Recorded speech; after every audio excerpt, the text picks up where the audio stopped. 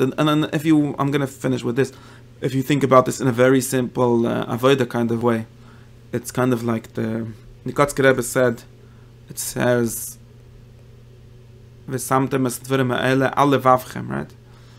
And Nikotsky Rebbe said, why would you put it on your heart? You'd want to put it in your heart. And he said, yeah, because usually your heart is closed, so you like kind of stack it there, so that when your heart opens, it will fall in. Now the way I think of this is that this is a good thing. Like the Arizal said, the reason your moichin go away, I know the reason there's not moichin in this world is they shouldn't get dirty, they shouldn't get ruined. Like there's two strategies for dealing with sensitive stuff, right? You could like put a lot of big guards around it, or you could just hide it somewhere and bring it out when it's the right time. And the same thing, I think that having the fact that your heart is closed most of the time is a very good thing. Just imagine what kind of nonsense would go into it if it would be open all the time. Opening your heart is a very dangerous thing, and you should never do it without a guide or a very good. You need a lot of shmirah. You need a lot of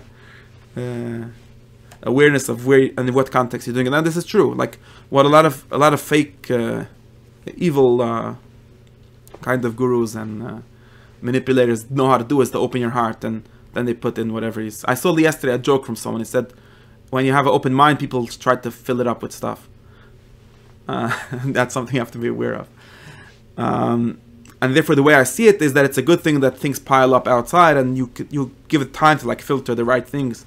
And then there's another time, like you could talk about Purim, or you could talk about Yom Kippur, you could talk about different times, in which you do the work of opening the heart, and hope that it's next to good things, that the good things will fall in, not the stupid things. And